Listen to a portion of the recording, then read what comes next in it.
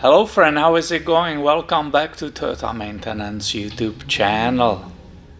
I remember in the past somebody commented under the videos that something like this guy works on more tacos than anybody else. Well, today it might look that I work on more Priuses than anybody else. Well, we are back to the 2010 Toyota Prius. I'm on the way to put together engine which did have head gasket replaced. You saw some bits and pieces out of it.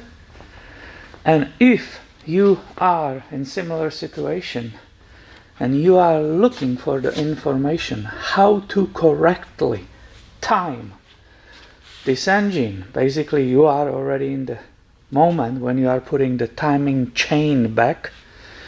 You are lucky because I will show you step by step how it's done. So I did the absolute first and easiest and obvious. I installed this timing chain vibration damper. It's that slider, right? Sliding rail for that timing chain, and that's held with 2 bolts. I will zoom on them. Right, this is the first one. The other one is the shiny right there. You see it, how it's shiny, right? So that was 1 and 2. And these are torqued to 21 Newton meters. Now after that you need your 24 millimeter wrench or the crescent wrench, whatever you prefer, because you will be very slightly moving the cams, both of them. Right? They are under the pressure from the valves, so they cannot be really easily moved by the hand. This one especially, this one you cannot just grab it and turn it. There's a pressure from the valves, so you need this one wrench to make the very small adjustments. Now observe how I had it set up. Do you see the both wheels? Now you see the marks. So basically on the left we have a chain. The way I put it on, there is a 1 orange mark, and underneath there is a notch. You see the notch, and somebody put that green paint right next to it, but the notch which is on that wheel right there, it's stamped in that wheel, goes right between those 2 pins on that orange mark. Now here this cam has that super long notch in it. There are more of them, but only one goes all the way to the chain, and as you can see, that is, I'm trying to move the camera, that is perfectly aligned between 2 orange links on that timing chain. I never had to remove this part. It was the entire time there. And so as I grabbed the chain which was sitting on my shelf, I started basically here. I put it on this wheel, the chain, then I put it under here, put it on this wheel, and using this wrench I was do the fine adjustments so I have this orange correctly on the notch and these 2 oranges on the notch. Then I moved on the bottom, and we will look on the bottom. There's not much space for this camcorder, but I will make it happen for you. So you are looking on this main crank wheel. Is the lighting the best? I will adjust it for you. Yeah. So if you look, I brought that chain from above, and again we will use that zoom to show the detail. So we have, it's either yellow or orange. So the timing chain came down, and do you see this dot on the main crank? This is going right again towards to the orange or yellow mark on that timing chain between these 2. And put it nicely. I help myself with a finger to put tension. Do you see how it's nicely sitting there. So this is correct. That's the side which has a tension already, and this is how you do the mark on the main crank for this job. To set up the lights here in this small space, it's kind of pain, but I think now you can see on the left side of the screen that the chain is completely flopping there. It's loose, right? You can see it. Can I put it up here? Will it make enough light? Sneak my hand here. Yeah, so look at it, right? We have it sitting here, flopping around. We cannot continue, basically, with the timing chain cover install. Well, that's because we still don't have this part in the place. So this is not easy to film, unfortunately. We have support on these lines here, but again, I will do my best. I played with the lighting, and now hopefully through this opening right here, you will be able to observe what I'm doing. So, they call it timing chain slipper, Toyota in the factory repair manual. I always call it timing chain sliders for myself. I believe that angle where you are right now is the best. So I'm making sure on the bottom that I have that timing chain still in the same perfect position, and I wrapped it around that main crank wheel. Now I'm taking this slipper, or I call it slider, and I'm installing it on that guide which is down there. And guess what? Toyota actually did a good design, because when you push it on that block, guess what? We still cannot install the timing chain tensioner which comes from here. It's hydraulic because it's part of the timing chain cover. So the whole cover needs to be installed here first, and after that we will put the tensioner and release it and so on. That's the other procedure. But guess what? Toyota made a nice design. You don't have to have like a wire here trying to hold the chain in the place. Look at this. If I push it on like that, it will actually stay exactly in this area. So it has a stopper.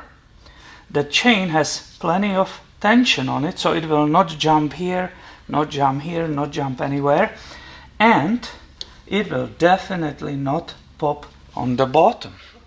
You can see that hopefully the chain is nicely wrapped around that main crank wheel, and there is that little slack. But you don't have to be afraid while are installing the timing chain cover that this chain will fall off, the slack will release, it will fall off, and it will skip the tooth, as we say. I will show you why. If we walk back to it, I have it still here, has to clean it. So if you look down here, that's where that wheel is, right? Do you see this support? And that will not let that chain, and we speak only about the installing, this will not let that chain to kind of fall down and skip the tooth as we keep looking at it here, right? So there are all these rubber O-rings, all that has to be taken care of, and basically this is where that timing chain tensioner, right, is coming in. It will be putting the pressure on that slider, as I call it, right? So I hope I explain it in detail enough. Everybody understands how to install the timing chain on this Prius, 2010 Prius. The engine is 2ZR FXE, right? That's the model. And now it's the time for that last but not least. We have to rotate the engine to confirm the timing marks. After full rotation will end up in the same spot, everything is set correctly, the timing chain will not skip the teeth and so on. Now I waited for you to show you the procedure, how I will release that hydraulic chain tensioner, which is installed here in the back. It's a hydraulic unit. I put it in off the camera, right? I put down there the harmonic balancer, which is showing the mark on 0, right? You see it, it's towards the 0. And I want to show you two items basically. The whole purpose of this is to confirm the timing, but many times in the videos you are asking, and it's confusing, how to set that timing chain tensioner. The tensioner which will be pushing on that rail on the chain. So the Toyota says for this engine 2ZRFXE on 2010 Prius, they say first rotate the main crank pulley, that the harmonic balancer, actually slightly counterclockwise, so that going backwards, it's going to the left. Normally we don't turn the engine ever like that, but we will do it right now. And I will be quiet so you can hear yourself, right, that hydraulic tensioner to release. It will make a click. It should. When we go, they say, right, slightly backwards, counterclockwise. So I will grab it by my hand. We don't have any spark plugs, so there's no compression in the engine. And you, please, have fun. I hope you can see there. You see, this is not easy. How can I? Down there, we are looking. Yep, guys, I'm sorry. This is just too much. Anyway, I'll be quiet. Let's see if we can hear that click. Oh yeah, did you just hear that? Click! And it released down there. It released. Obviously, you can put the ratchet with a 19mm socket on that main crank pulley. Did you hear that sound again? That's exactly what's happening there. Now, when I'm looking inside, right there is a difference. Oh, I see the hook actually. You know what? I will try one more time to show it to you. Now I know absolutely 100% because I heard those sounds. Yeah. I'm trying my best, my friend. Might be too much. But down there I see that hook. That hook actually released from the top of the tensioner, and I have full pressure on that rail, that sliding rail. You should be able to see it. Maybe here it's not touching anymore. That side of the timing chain cover is being pushed towards to the timing chain, and we know we have perfect tension on that timing chain. As we discussed multiple times, you go always clockwise only on Toyota engines. So I got that 19mm and I'm going nicely clockwise, and I will watch basically, I will watch that mark on the main crank pulley or harmonic balancer, whatever you want to call it, and I will do that one rotation. Which basically just happened. The engine has no compression, so it's rotating faster than you will expect. But let me set it on the bottom. Right, this is a 0 on the balancer, and we will check all our timing marks. But I can tell you, they are perfect. We did install it correctly. So this very important step of making sure that everything's moving correctly. You see that little mark in center of the screen, which is towards the 0 on the timing chain cover. And here we remember, this is the longer one. There are two of these, but this one goes all the way to the chain, and it's going perfectly right there as it was in past, right? It's between this area and this gold bolt. The green one right there on the other, it's facing, basically if the engine wasn't tilted towards to the cabin, it will be pointed perfectly up to the skies. You see that little green paint and their notch. That notch is what matters. Now you think, oh my god, where are these orange and yellow marks on the chain? They are gone, oh my god. Well, these were only for setting it in beginning. They will never again match these marks. That's done. They will just keep showing in the random places as you keep turning the engine.